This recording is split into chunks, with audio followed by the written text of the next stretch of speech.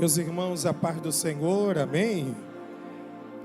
Quero louvar a Deus e agradecer a Deus por essa oportunidade de estar ministrando a palavra de Deus nesse último culto de Santa Ceia do ano de 2024. Quero tributar a Deus toda a honra, toda a glória, todo o louvor. Louvar a Deus pela confiança do nosso pastor presidente, pastor Carlinhos, de nos confiar o altar para ministrar todo o rebanho do Senhor. Quero louvar a Deus também pela vida do nosso pastor de honra, nosso pastor Dantas. Que Deus abençoe a todos os pastores, guerreiros da obra, desbravadores do campo. Que Deus em Cristo vos abençoe em nome de Jesus. Eu rogo pela intercessão de vocês para que eu possa ministrar essa palavra. Amém? Quantos vieram ouvir a palavra de Deus? Então, eu te convido a abrir a palavra de Deus na carta aos Hebreus, capítulo de número 9 e o verso 1.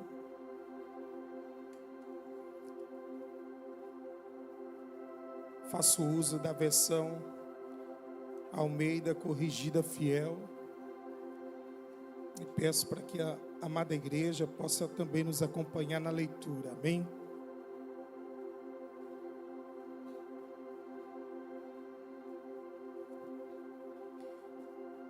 Carta aos Hebreus, capítulo de número 9, o verso de número 1. Quem encontrou, diga glória a Deus.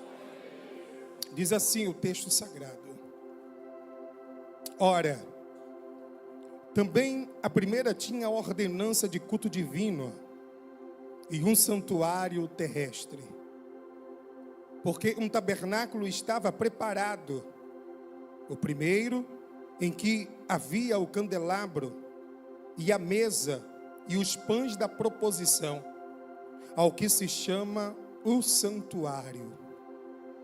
Mas depois do segundo véu estava o tabernáculo, que se chama o Santo dos Santos, que tinha o incensário de ouro e a arca da aliança coberta de ouro, toda em redor, em que estava um vaso de ouro que continha o maná, e a vara de Arão, que tinha florescido, e as tábuas da aliança. E sobre a arca os querubins da glória, que faziam sombra no propiciatório, das quais coisas não falaremos agora, mas particularmente. Ora, estando estas coisas assim preparadas, a todo tempo entravam os sacerdotes no primeiro tabernáculo, cumprindo os serviços. Mas no segundo, só o sumo sacerdote, uma vez ao ano, não sem sangue, que oferecia por si mesmo e pelos pecados por ignorância do povo, dando nisto a entender o Espírito Santo, que ainda o caminho do santuário não estava descoberto, enquanto se conservava em pé o primeiro tabernáculo, que é uma alegoria para os tempos presentes, em que se oferecem dons e sacrifícios que, quanto à consciência, não podem aperfeiçoar aquele que faz o serviço, consistindo somente em comidas, bebidas e várias abluções e justificações da carne, imposta até o tempo da correção. Amém?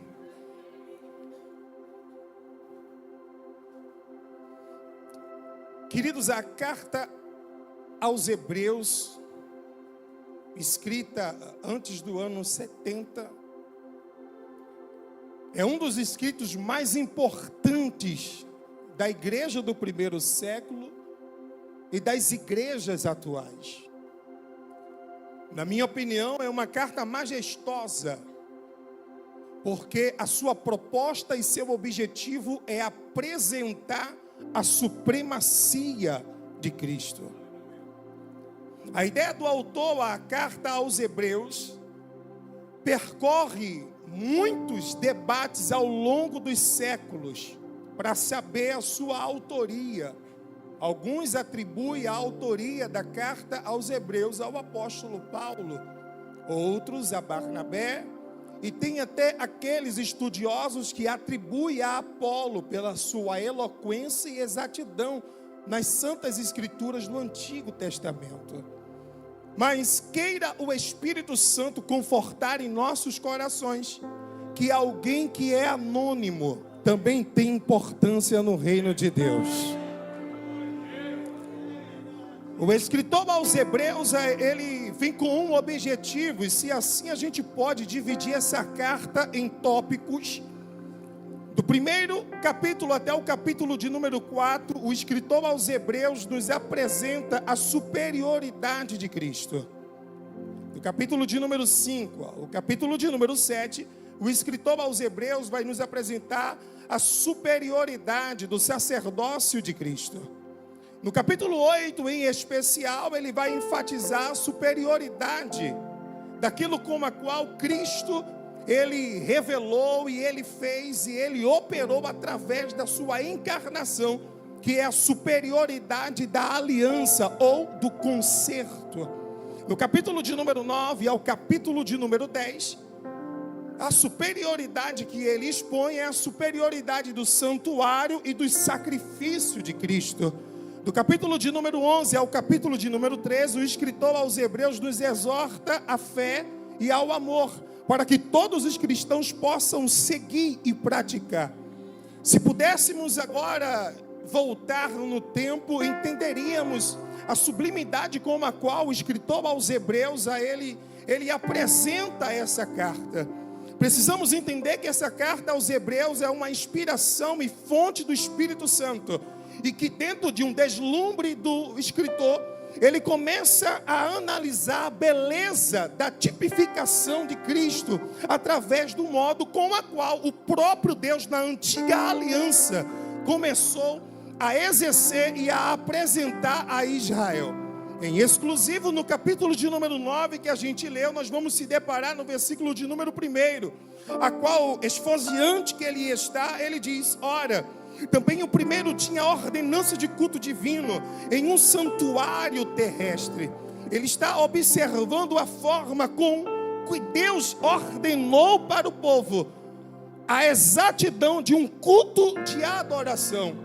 O povo não tinha liberdade naquela época de adorar da forma que queria, porque aquele culto, ele representava alguém que viria anos depois. O culto tinha que ser exato, o culto tinha que ser o padrão. Por isso Deus chama Moisés e diz: olha, tudo que eu te mostrar, tudo que eu falar aqui para você, faça conforme o modelo. Porque o modelo de Deus é diferente do nosso modelo. Às vezes a gente quer inventar, a gente quer criar coisas, a gente quer criar circunstâncias, liturgias para melhorar o culto, para trazer algo novo para o culto, mas nada disso. Continua no padrão de Deus que dá certo. Continua seguindo, aleluia, o que Deus estabeleceu para você ver. O resultado, ele é certo. O resultado, ele é fruto, porque o modelo é de Deus. E quando o modelo é de Deus, não tem nada para falhar, não tem nada para sair errado, porque foi Deus que estabeleceu.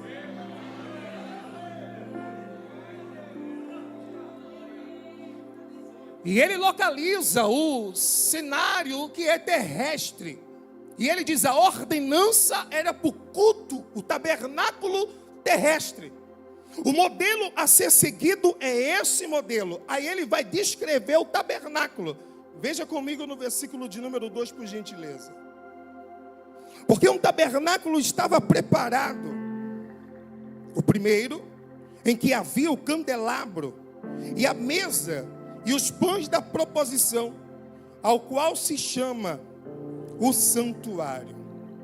O que o escritor aos Hebreus, ele está nos passando e passando a essa igreja presente nessa época, ele está revelando a forma com que Deus, ele desenhou o tabernáculo. Porque o modelo que Moisés ele construiu, o modelo que Moisés fez não veio da mente de Moisés, mas veio de um modelo padrão que Deus tem no céu. E até hoje está lá o modelo que nós vamos conhecer quando Jesus vir nos buscar. E a Bíblia diz que dentro desse lugar, desse compartimento, o escritor aos Hebreus enfatiza dois, mas na realidade, quando a gente observa o livro de Êxodo, nós vamos ver 3 compartimentos. Um que é chamado de átrio, aonde o povo era permitido entrar para oferecer e trazer assim os seus dons, as suas oblações, os seus sacrifícios ao sacerdote. E nós vamos ver também o segundo local, aonde é conhecido como lugar santo, aonde somente o sumo sacerdote poderia ministrar, aonde somente o sacerdote poderia entrar e fazer o serviço. E é desse ambiente, é desse lugar que ele está descrevendo a igreja. E a igreja está entendendo porque eles estão familiarizados, porque até então, naquela época, ainda havia isso, ainda havia o tabernáculo, ainda havia essa cultura judaica. E o texto vai dizer que quando o escritor aos Hebreus escreve e diz: quando se entrava para ministrar, havia 3 objetos.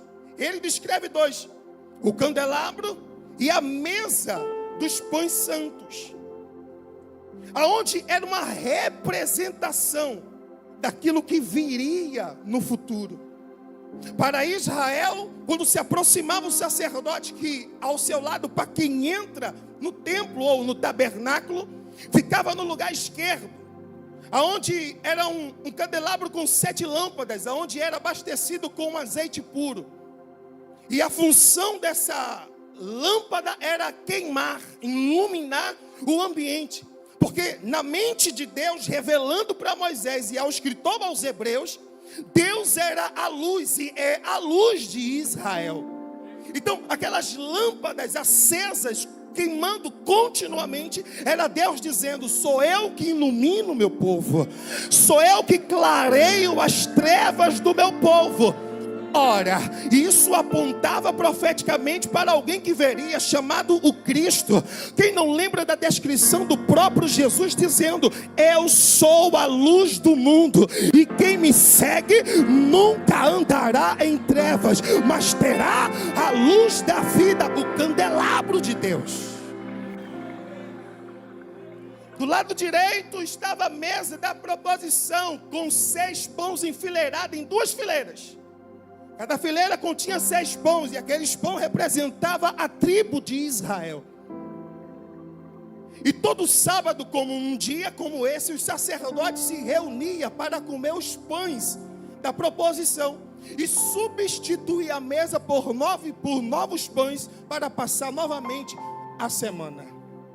Quando os sacerdotes comiam aqueles pães, era Deus dizendo à nação que a nação dependia dele. Aqueles pães representavam o sustento. Aqueles pães representavam, aleluia, a dependência de Israel para com Deus. Ora, a mesa também apontava para Cristo. Porque no Novo Testamento, no Evangelho de João, capítulo de número 6, o próprio Cristo abre a boca dizendo: eu sou o pão da vida. E vendo isso, desenhando isso e escrevendo, o Espírito Santo inspirando o autor, que o escritor aos Hebreus, ele vai falar algo inusitado e que a gente só encontra aqui. E não é um erro de copistas, mas é uma inspiração do Espírito Santo para a vida dele. Porque o último utensílio que tinha no lugar santo ficava encostado no véu, porque depois do véu só havia a arca da aliança. E Deus, de propósito, diz para Moisés: coloca o altar de incenso perto da porta, ou melhor, perto da cortina. E esse altar, os sacerdotes ofereciam ali incensos de manhã, queimava durante a tarde, e eles colocavam à noite, para que num turno de 24 horas o incenso ele funcionasse em todo o templo. Quando a fumaça começava a subir naquele lugar, a fumaça penetrava dentro do Santo dos Santos, alcançando a arca da aliança. Quando Deus falou para que colocasse próximo o altar de incenso O que Deus queria falar para Israel era que ali estavam a representação das orações, das intercessões. Se alguém pensa que pode se encostar em Deus, só há uma maneira: é através da oração. A oração nos aproxima de Deus, a oração nos cria intimidade com Deus. A oração é o meio pela qual e o único de nós se aproximarmos de Deus. Aleluia. Por isso que de propósito Deus coloca um altar de incenso perto da porta, porque ali também apontava para Cristo. Olhando Cristo no Novo Testamento, ele diz aos seus discípulos e aqueles que têm fé nele, dizendo: aquele que orar, aquele que pedir qualquer coisa em meu nome, o meu Pai o ouvirá. Por quê? Porque eu estou bem pertinho dele, eu estou bem pertinho dele, eu estou ao lado dele.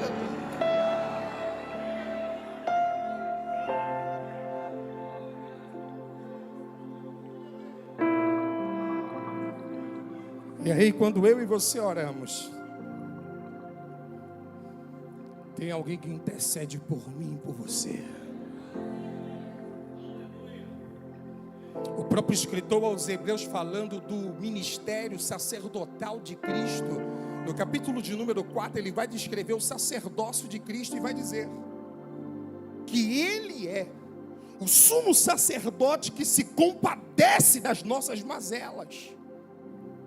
Ele é o sumo sacerdote que se compadece das nossas fraquezas, que assim como ele, também veio em carne e provou daquilo que a gente prova hoje, das lágrimas, da pressão, das perseguições, dos levantes, da religiosidade. Ele provou como eu e você provamos hoje, mas sem pecado. E entende do que a gente precisa e se torna o nosso intercessor. Se você quer chamar o coração de Deus, volte o seu coração para a oração, porque você não estará nos pães da propiciação. Porque tem gente que só chegou até o altar de sacrifício, mas não passou dali. Tem gente que já chegou, passou pelo altar de sacrifício e chegou no candelabro, está sendo iluminado por Deus, está tendo uma vida iluminada, uma vida poderosa, desbravadora, mas não passou dali. Tem gente que passou pelo altar de sacrifício, passou pelo candelabro, mas estacionou nos pães da propiciação, e a oração dele para Deus é: me dá, me dá, me dá, e me dá porque é alimento. Mas Deus está dizendo: eu quero que você dê mais um passo.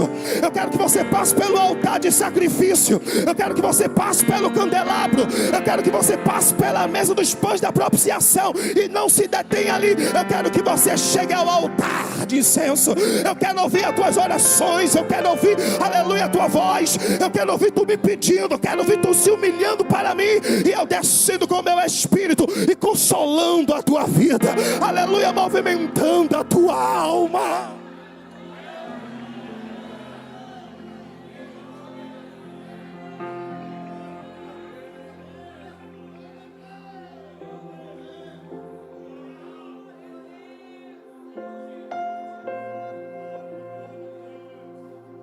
Olha comigo, por favor, o verso de número 3. Olha o verso de número 3.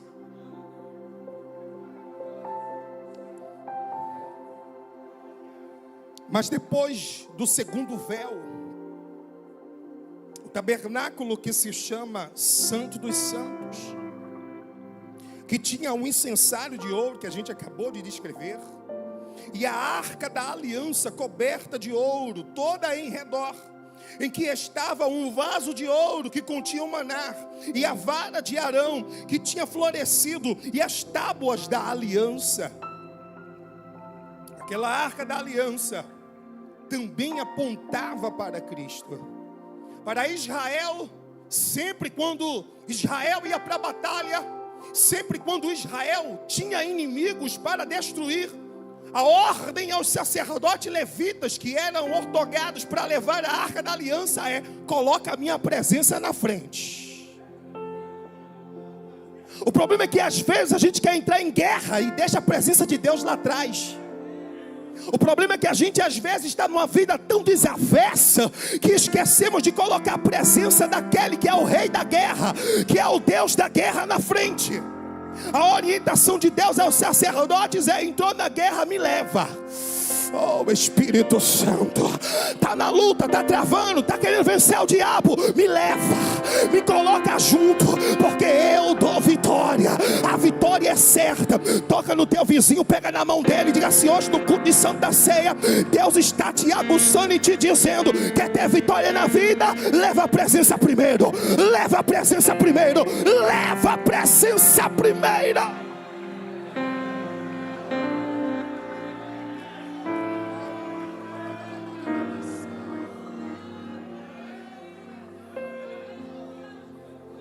Israel, quando olhava a arca da aliança, assim como Davi descreveu, eles observavam e via o trono de Deus.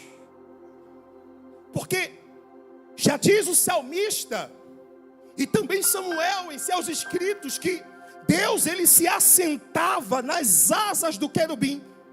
E esses querubins estavam em cima do propiciatório, que é o nome da tampa que fechava aquela arca. Sempre quando Deus queria falar com Israel, ele sentava no trono. Sempre quando Deus falava com Israel, ele vinha a ser entronizado, para que Israel entendesse que não há rei, não há senhor, não há governo, não há império que segure a sua força.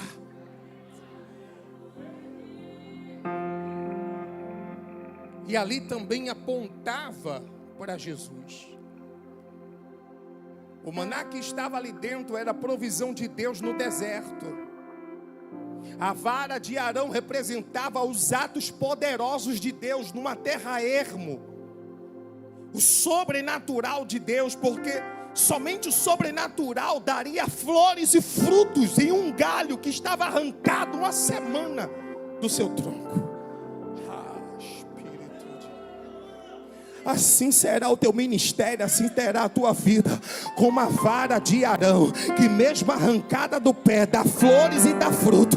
Quem olha o galho arrancado diz: vai morrer e vai secar. Mas aquele que criou o galho está dizendo: esse galho aí, ele é o que mais vai dar fruto, ele é o que mais vai dar folha. Aleluia.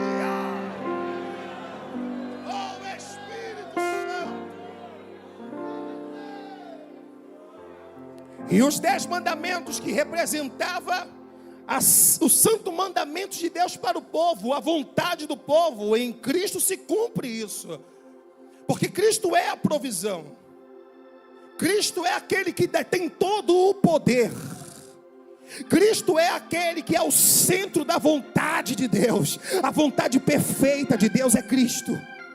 A obediência é Cristo. E é nesse deslumbre de texto, é nesse deslumbre de inspiração, que ele resolve dar uma pausa nos seus pensamentos. Parece que alguém interrompe ele, para ele começar a falar da superioridade. Olha comigo o texto, já estou encerrando, queridos. Verso de número 5. E sobre a arca, os querubins da glória, que fazia sombra do propiciatório, das quais coisas não falaremos agora, mas em particular. Ele encerra o assunto. Eu acredito que está todo mundo ouvindo, todo mundo dizendo: oh, Nildo, que maravilha. Mas ele encerra o assunto. Ele: tá bom, irmão, não vou falar disso agora não, vamos tratar de outro assunto. E esse assunto é melhor. Por quê? Porque ele começa a descrever o serviço dos sacerdotes. E embora a carta ela nos leve a refletir, a gente precisa ter os pés no chão e reconhecer que o sacerdócio levítico falhou. O sacerdócio levítico era fraco, impotente. É por isso que ele para, porque ele tinha que entrar no serviço dos sacerdotes. E ele para que a igreja não desanimasse, para que a igreja não perdesse a fé. E ele diz: embora os serviços desses homens não serviram para vocês, porque enquanto a consciência, as obras mortas, Os sacrifícios de animais não serviam para nada.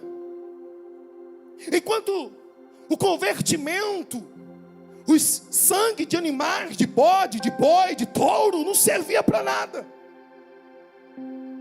Era só uma cobertura enganosa. E por que uma cobertura enganosa? Porque Deus continuava irado. E isso demonstra a graça e a paciência de Deus no Velho Testamento. Aleluia. Porque só cobria o pecado. E o sumo sacerdote entrava no primeiro, entrava no segundo. Quando era no último, o povo lá fora ficava esperando ele voltar. Só que a esperança do povo, esperando o sacerdote voltar, era no intuito que o sacerdote voltasse e chamasse eles para entrar. Porque até então ninguém conseguia sentir Deus, desfrutar de Deus, do sobrenatural de Deus. Só pessoas especiais recebiam o Espírito Santo. Mas o povo ficava com água na boca.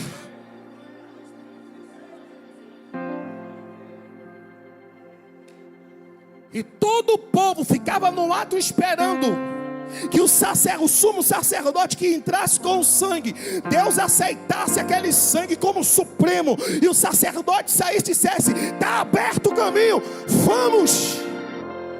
Mas sempre o sacerdote saía e dizia: Deus perdoou o pecado de vocês, vamos todos para casa. Olha o que diz o verso de número 8, já estou encerrando. Meu pastor, me dê só mais 5 minutos para eu concluir. Dando nisto a entender. Quem é que está dando a entender? Quem é? Dando nisto a entender o Espírito Santo que ainda o caminho do santuário não estava descoberto. Enquanto se conservava em pé o primeiro, que é uma alegoria para o tempo presente. Que tempo presente? O tempo que o escritor está vivendo, em que se oferece dons, sacrifícios, quanto a consciência não pode aperfeiçoar aquele que faz o serviço, consistindo nisso somente em comidas, bebidas, várias abluções e justificações da carne, imposta até o tempo da correção. Que tempo da correção é esse? É o tempo daquele que corrige. Corrigir o quê? As falhas dos sacerdotes, as falhas do sumo sacerdote, as falhas do povo. Quem corrige? Aquele supremo. Aleluia. Até o tempo da correção, o véu estava intacto. O acesso a Deus só era água na boca, só era desejo. Mas vem Jesus, por um perfeito sacrifício, por uma nova aliança. Espírito de Deus se faz carne, assume um novo tabernáculo. E o texto vai dizer: não feito por mão de homens. Esse tabernáculo agora ele é celeste, ele não tem defeito, ele não precisa se desmontar e carregar pelo caminho. Esse é perfeito. E quem é esse tabernáculo? É o Senhor Jesus Cristo. O tabernáculo perfeito, em sacrifício, em mesa, em candelabro, em incenso. Aleluia. Pela presença de Deus, Paulo diz, ele tem a plenitude do Espírito. Se oferece. E diz o verso 11: mas vindo Cristo, o sumo sacerdote dos bens futuros, por um maior e mais perfeito tabernáculo, não feito por mãos, isto é, não desta criação, nem por sangue de bode, nem por sangue de bezerros, mas pelo seu próprio sangue, entrou uma vez no santuário, havendo efetuado uma eterna redenção.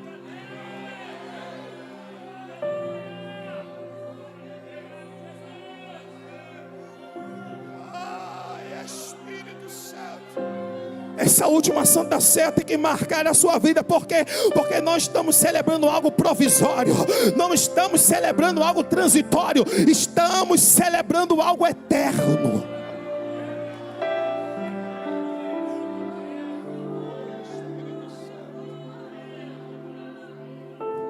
Para encerrar, e agora? Agora a gente pode esperar ele sair. Porque quando ele se entrega, diz o texto de Mateus, e o véu do templo Era esse o sacrifício que Deus estava esperando. O sacrifício perfeito. E nós agora não temos água na boca. Por quê? Porque o Espírito Santo vem, nos enche. E é tanta glória que as pernas tremem. É tanta glória que a alma começa a se estremecer. O que é isso? É a presença que estava no Santo do Santo, que pelo sacrifício eterno de Cristo, pelo sacrifício perfeito, aleluia, Deus rasgou o céu. E a presença agora é sua. A presença agora é minha. Enche, enche, enche, enche, enche. Prova da presença, prova do Espírito, prova do poder de Deus, prova.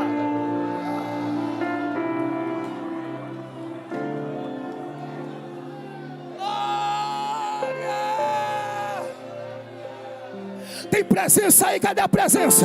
Cadê os adoradores da Demessejana? Cadê?